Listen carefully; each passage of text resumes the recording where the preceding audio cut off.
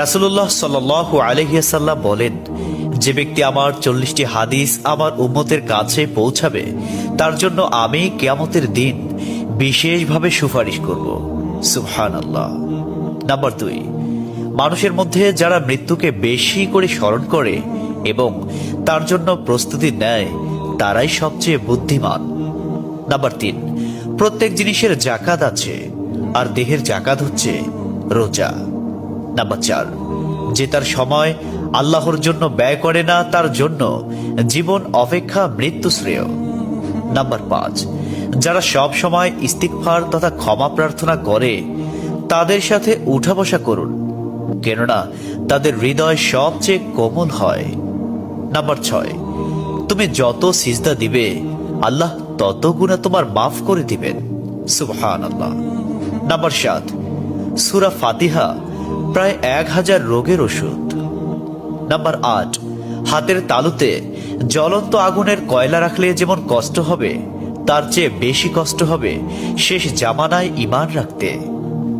Number 9, রোজাদারদের জন্য প্রতিদিন জান্নাতকে সুসজ্জিত করা হয়। সুবহানাল্লাহ। নাম্বার 10, রাসূল সাল্লাল্লাহু আলাইহি ওয়াসাল্লাম বলেছেন, কিয়ামতের দিন সব নবীর চেয়ে আমার উম্মতের সংখ্যা বেশি হবে এবং আমি সর্বপ্রথম জান্নাতের দরজা খুলব। সহিহ মুসলিম, হাদিস নম্বর 196।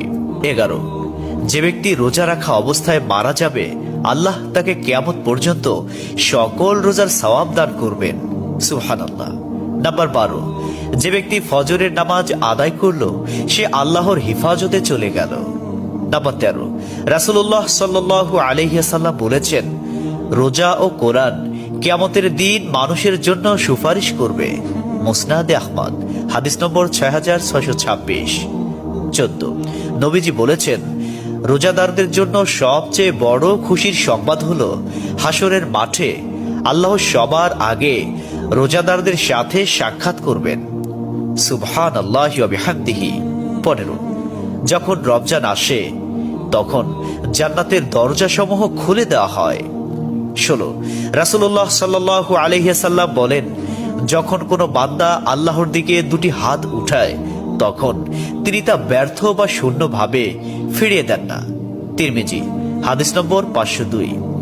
17, হযরত মুহাম্মদ সাল্লাল্লাহু আলাইহি ওয়াসাল্লাম বলেছেন, একটি খেজুরের অর্ধেক হলেও দান করে জাহান্নামের শাস্তি হতে নিজেকে হেফাজত করো। সহিহ বুখারী, হাদিস নম্বর 6023। প্রিয় ভাইরা, নাম্বার 18, যদি ভালো হতে চাও তবে সর্বপ্রথম মিথ্যা বলা ছেড়ে দাও। 19, তুমি যখন রাস্তা দিয়ে যাও তখন আল্লাহর নামে জিকির করো, কারণ হাসরের দিন ওই রাস্তা তোমার নামে সাক্ষ্য দিবে।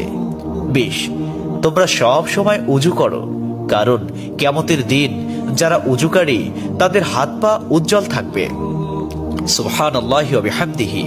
21, যার দুঃখ বেশি তার প্রতি আল্লাহর রহমতও বেশি। 22, যখনই নামাজে দাঁড়াবেন জীবনের শেষ নামাজ মনে করবেন। 23, যে মহিলা গর্ভাবস্থায় 1 খতম কোরআন পাঠ করবে তার গর্ভের ওই সন্তান একজন নেককার বান্দা হিসেবে দুনিয়াতে আগমন করবে। সুবহানাল্লাহ। 24, চুপ থাকার কারণে মানুষের যেই মর্যাদা হাসিল হয় তা 60 বছর নফল ইবাদত হতে উত্তম।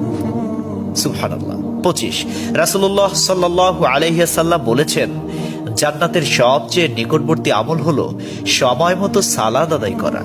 সহিহ মুসলিম, হাদিস নম্বর 260। 26, যে ধোঁকা দেয় সে আমার উম্মতের অন্তর্ভুক্ত নয়। 27, তুমি জানো তুমি সঠিক তবুও তর্ক করো না, তর্কে জড়াইও না। 28, হযরত মুহাম্মদ সাল্লাল্লাহু আলাইহি ওয়াসাল্লাম বলেছেন, তোমরা বিপদে পড়ে মৃত্যু কামনা করবে না, বরং বলবে, হে আল্লাহ, যে পর্যন্ত জীবিত থাকা আমার জন্য কল্যাণকর আমাকে ততক্ষণ জীবিত রাখুন, এবং যখন মৃত্যু আমার জন্য কল্যাণকর তখন তুমি আমাকে মৃত্যু দাও। 29, সূরা ইয়াসিনকে কুরআনের হৃদয় বলা হয়। 30, হযরত মুহাম্মদ সাল্লাল্লাহু আলাইহি ওয়াসাল্লাম বলেন, মায়ের একটি কষ্টের নিঃশ্বাস 7টি দোজখের চেয়েও ভয়ঙ্কর, আর একটি সুখের হাসি 8টি বেহেশতের সমান। সুবহানাল্লাহ। 31, যে অন্যের বাবা মাকে গালি দিল সে যেন নিজের বাবা মাকেই গালি দিল। 32 রাসূলুল্লাহ সাল্লাল্লাহু আলাইহি ওয়াসাল্লাম বলেছেন, আমি যা জানি তোমরা যদি তা জানতে পারতে তবে নিশ্চয় খুব কম হাসতে এবং খুব বেশি পরিমাণে কাঁদতে।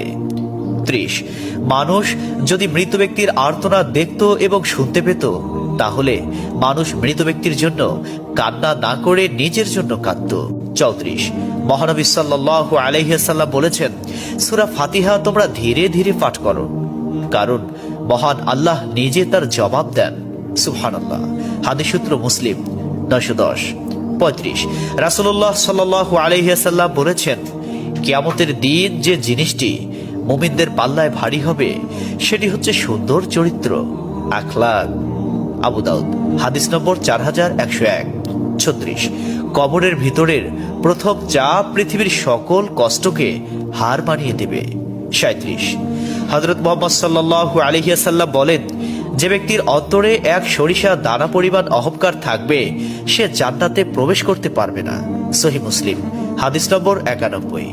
38 কিয়ামতের দিন ওই ব্যক্তির জন্য সুপারিশ করা হবে যে প্রচুর শীত উপেক্ষা করেও ফজরের নামাজ আদায় করল। 39 নিশ্চয় মহান আল্লাহ নম্র, তিনি নম্রতাকে পছন্দ করেন। তিনি নম্র স্বভাবের লোকদেরকে যা দান করেন তা কঠিন স্বভাবের লোকদের দান করেন না। আবু দাউদ হাদিস নম্বর 4807। 40 কবর মানুষকে দিনে 70 বার স্মরণ করে এবং ডাকে। আল্লাহ সুবহানাহু ওয়া তাআলা আমাদের সঠিক জ্ঞান এবং বুঝার তৌফিক দান করুন এবং আমাদের এই সমস্ত হাদিস সমূহের উপর আমল করার তৌফিক দান করুন। আমিন।